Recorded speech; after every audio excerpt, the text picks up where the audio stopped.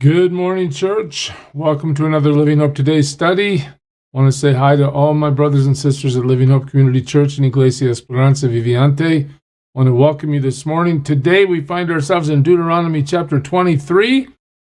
And let me just say this.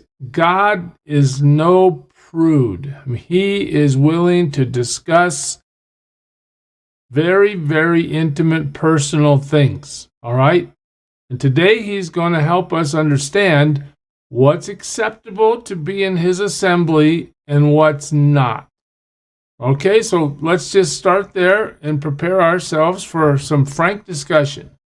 In verse 1 of chapter 23, the Lord says, "No one who has been emasculated by crushing or cutting may enter the assembly of the Lord." So, just like he asked for the best animals in the sacrificial system, that you can't bring the old cow that, has no more worth to you. You need to bring your best for the sacrifice. Now he says if there's a deformity in a person, that's going to exclude them. A sexual deformity. Wow, interesting, isn't it? He says no one born of a forbidden marriage. Okay, what's that? Well, what's a forbidden marriage? Well, perhaps they were sleeping together before they were married. Perhaps they are not both from one of the 12 tribes. There's been intermarriage with a pagan society. There are many things God presents as a reason that he doesn't want people to form that covenant of marriage with each other. He says, well, if that's happened, okay, and they go have kids, well, first of all, the couple that participates in that is not going to enter his assembly, nor any of his descendants. Wow. Okay, so the kids are not welcome either, may enter the assembly of the Lord, even down to the 10th generation. 10th generation, if the average lifestyle or span in those days was 40 years, we're talking about for the next 400 years, your family is excluded from entering the assembly of the Lord, because your great-great-great-great-great-great-great-great-grandparents had sex outside of marriage, or for some reason they were in a forbidden relationship. I mean, this tells you God remembers. All right, now, why would God say that?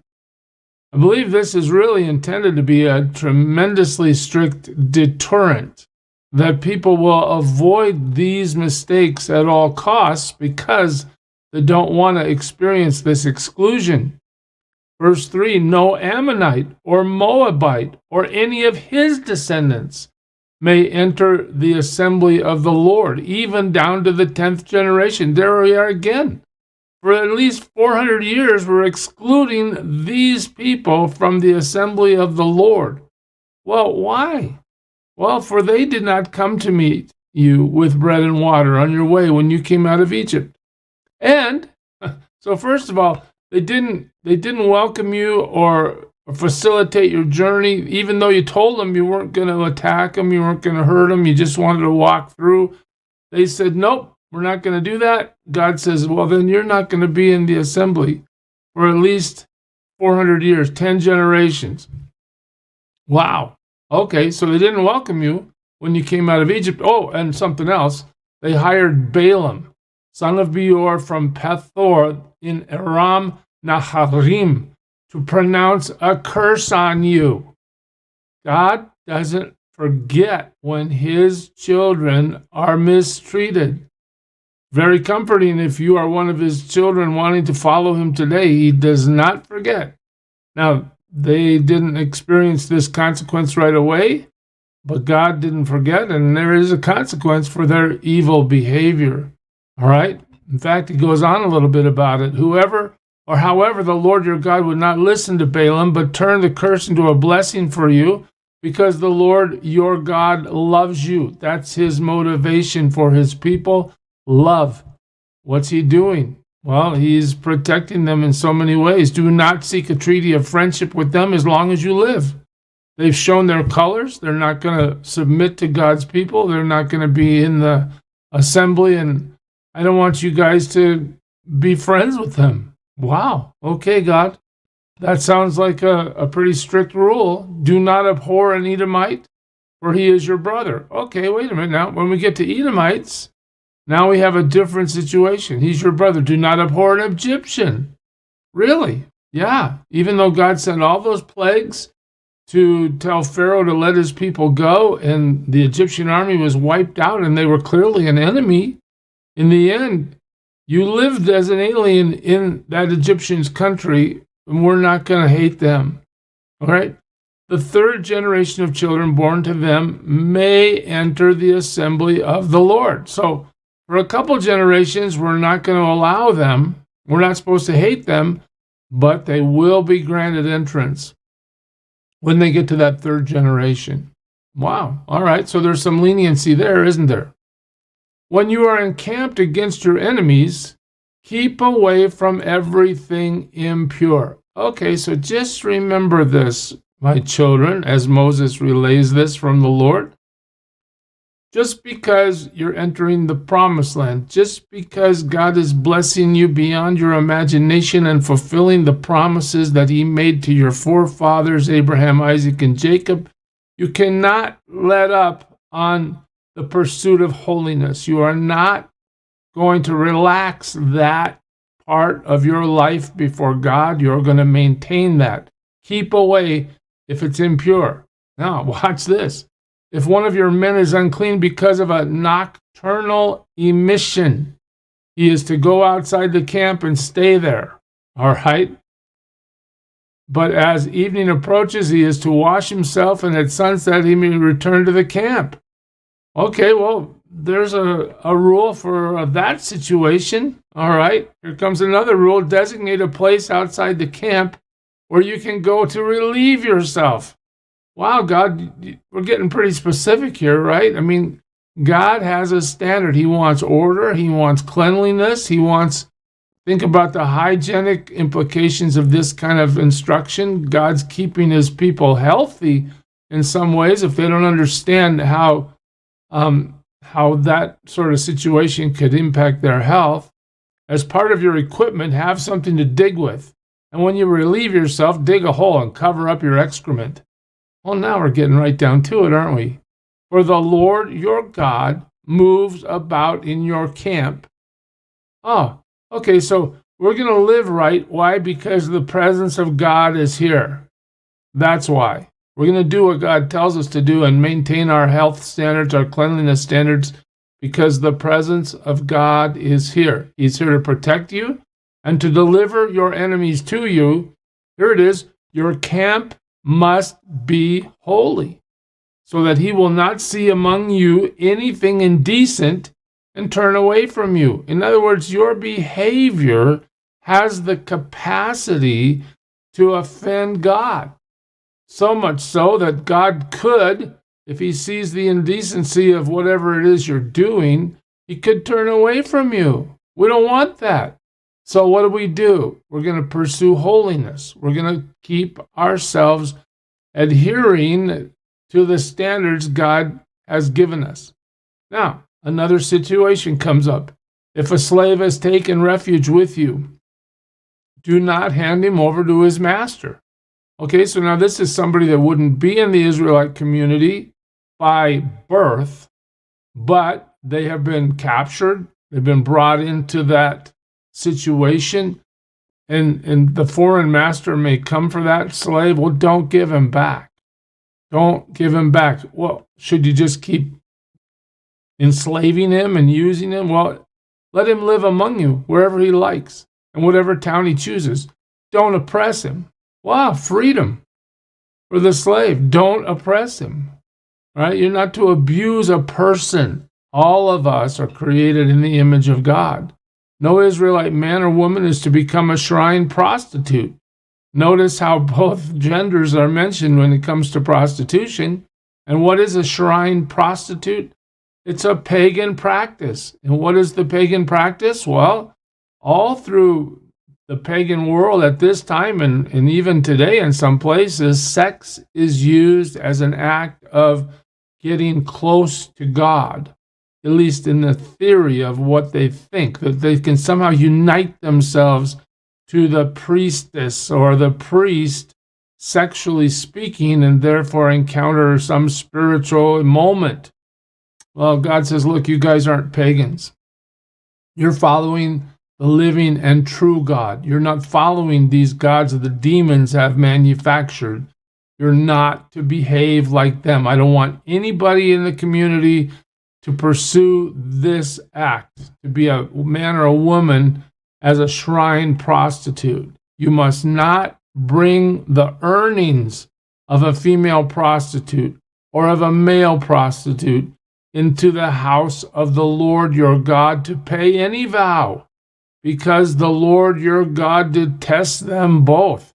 I don't want you to live that way. And if they tell you, well, look at all the money we're making, we're going to help the community by donating all the money we're making as prostitutes, God detests that. He said, I don't want you to live like that, and I don't want your money. Keep it away from the community of faith.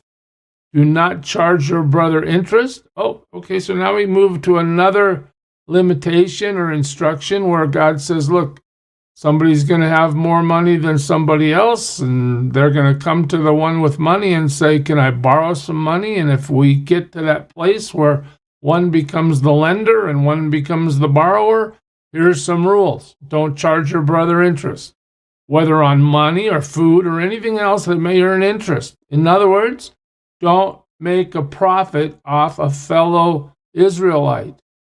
You're not here to get gain from their need to borrow. No. You may charge a foreigner interest. Okay. If he's not in the community, okay, yeah, charge him interest. But not a brother Israelite. No. So that the Lord your God may do what? Look at this. May bless you in everything you put your hand to in the land you are entering to possess. Wow. So God's paying attention to how we use our resources. If we use them for godly purposes and we treat our brother with godly intent, not to charge interest, not to make money off of them, God's paying attention. He's going to bless you in everything. That's a fantastic truth to know. We're not to treat our fellow believers as people that are there for us to earn income off of, right? Not through interest. No. God says, forget that. Don't do that. If you make a vow to the Lord your God, don't be slow to pay it.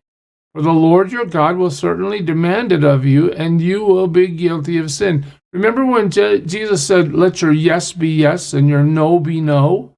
Part of the integrity of following God is to do what you say you're going to do, and to not do what you say you're not going to do. Now, all of us are fallible. Some of us will make these mistakes, but the intention of our heart needs to be to have integrity here. God, if I make a vow to you, I'm going to do it.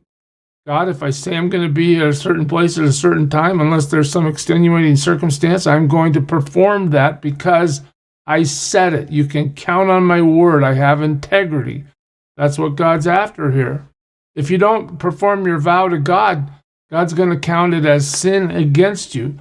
But if you refrain from making a vow, well, you'll not be guilty. In other words, you didn't promise God anything, so you didn't have to perform on that promise because there was no promise. Okay, you're not guilty. You don't have to make a vow, but if you do, then it's time to do what you say. Whatever your lips utter, you must be sure to do. Let your yes be yes, let your no be no, because you made your vow freely to the Lord your God with your own mouth. Such a simple concept, but yet some of us just can't seem to get it together when it comes to meaning what we say. I'm sure you have friends, I know people as well, that when they speak something, nobody takes them seriously because for so many times, whatever they say, they don't do. So, they just get dismissed. God says, I don't want you to live like that. That's not the way. And the chapter ends here. If you enter your neighbor's vineyard, you can eat all the grapes you want, but don't put any in your basket. Okay, now we're back to loving our neighbor. We're walking through the vineyard. We're a little hungry. Pick a few grapes. No problem. Have some food. but you're not going to harvest his crop. You're not going to get your basket out and start loading up so that you're taking his produce away from him. No, you need to respect him by allowing his product, his produce, to remain his. Have a little, okay. It's restated in 25. If you enter your neighbor's grain field and you pick kernels with your hands, but you must not put a sickle to a standing grain. Don't harvest your brother's crop for yourself. It's his crop. So there's a distinction between I'm using what God has grown to nourish my body, and I'm stealing what my neighbor grew for my own profit. There's the distinction. So there's many rules. There's many things Moses is covering as he starts to wind up the book of Deuteronomy. We have a few more chapters to go, but just understand again, God is putting restrictions and giving rules and bringing up hypothetical situations to make sure that people understand this is what it's going to take to follow me once the doors of the promised land are open to you. We'll pick it up there next time, church. God bless you. Serve him well today. Who is it who for sinners shed his blood, and now for cleansing all can plunge beneath that flood? It's Jesus. But do you know who he is?